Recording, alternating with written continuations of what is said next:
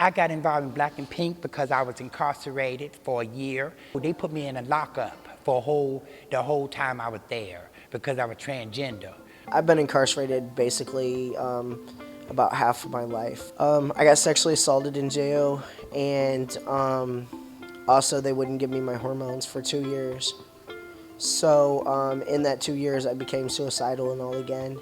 Even though I didn't hear all the time the CO beat me up because I was gay or GLBT or not, I believe that most of my troubles mainly been because of that. It's important to not forget about the people behind those walls. I think it's been a total of like 13 or 14 times. So a lot of my young adulthood has been in and out of hospitals, in and out of jails. And just being in this Black queer body subjects me to a lot of harassment and criminalization already, and a lot of policing already. My name is Jose David. I'm originally from Puerto Rico, and I've been in the United States for 5.5 years. We're criminalized with sex work and just being Black and brown, or presenting in a different way that society expects us to. If you're undocumented, for example, or an immigrant, and you break a law, like jump a turnstile in New York, you're gonna go to Rikers first, and then you're gonna have an ICE detainer, and then you're gonna serve the same time, if not more, in immigration detention. I'm first generation American, I'm full Mexican. Both my parents came across the border. I see the separation and just the horrible instances that happen to families when one family member, especially the person who's mostly making the financial gains for that family or that couple, gets deported. No one's disposable whatsoever, and that's the reality of what abolition is, right? Abolition isn't picking and choosing at all. As an open family, that's one of the things we're really striving to do, to welcome each other in. Well, while being incarcerated, a friend gave me the newspaper, and I started reading and didn't know what I was reading, and what is this? When I did finally read it, I said, wow, this is finally what I've been looking for. I always like getting the Black and Pink newsletters because I was like, okay, I'm not the only one with a struggle. Our newspaper now goes to almost 9,000 people on the inside. When you're behind walls, people don't know how much a letter from the outside can be so important. It lifts your spirits. I mean, it's a very big, huge emotional impact on you.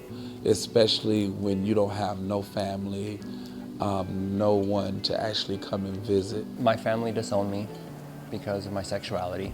A letter says a whole lot. I cried a few times because I'm somebody cares. Receiving letters and people showing up to court was really important in a lot of ways, not only supporting, but also putting pressure to the judge and the district attorney. This person is not alone, and that really changed the outcome of my sentence. Ever since I told Jason about my case, he's just never missed a court date. He's actually made me almost not miss a court date when I forgot.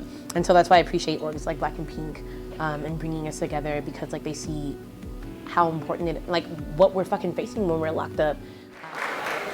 This is an event 10 years in the making, and we are so excited to have you here. Give yourselves a hand for coming. Last night was magical. I never, that was it was the opposite of a fundraiser. It was just a dope community moment, you know what I mean? It was really powerful to see the multiple awards that were given out last night. I liked the awards they gave all the girls. Every award they gave a girl, because the transgenders are starting to stand up for themselves. I love that. And there's also dreams of what we should be doing as Black and Pink. Very clear, one of the key #1 priorities is we must immediately shut down solitary confinement. Everywhere. And members inside want us to tell their stories.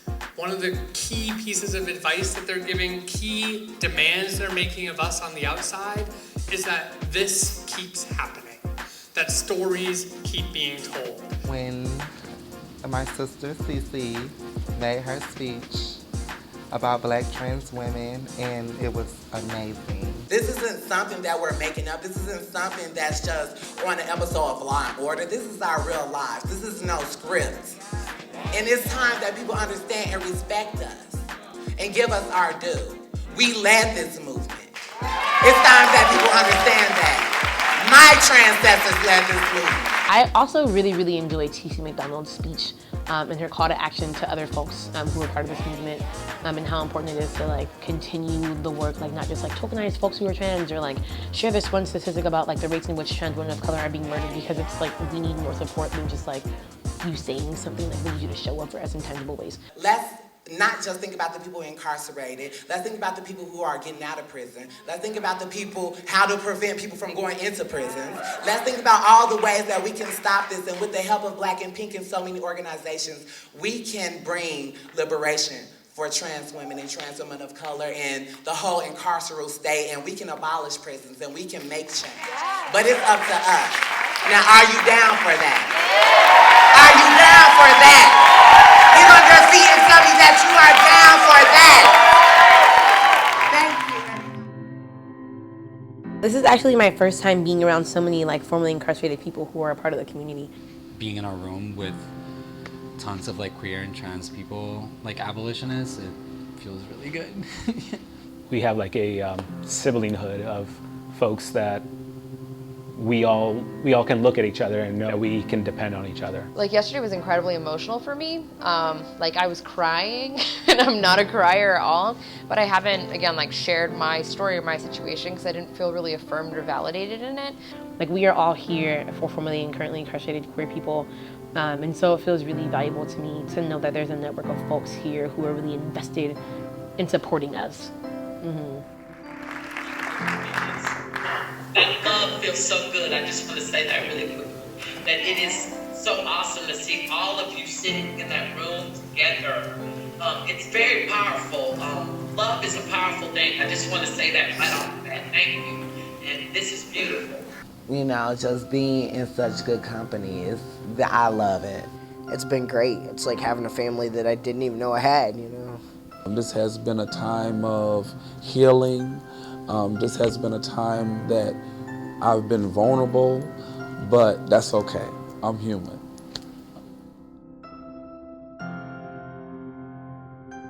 Like they said, you want to liberate your people, and that's what we want to do. We want to grow. It's definitely a movement, and it needs to be heard. You don't stop because Black and Pink party's over, because the party's still going on. We still fight.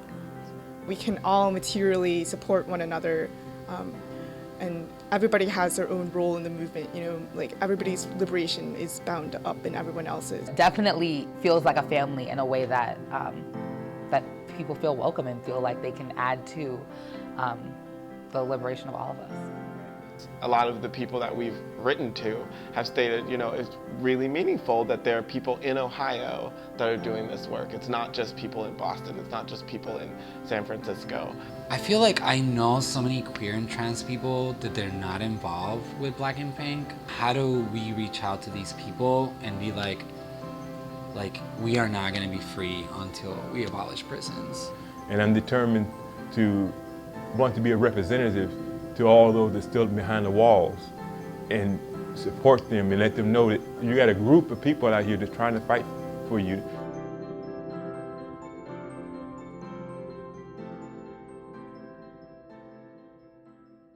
One thing that I like about Black and Pink is that I feel like I'm a part of a family. And I feel like I'm home right now.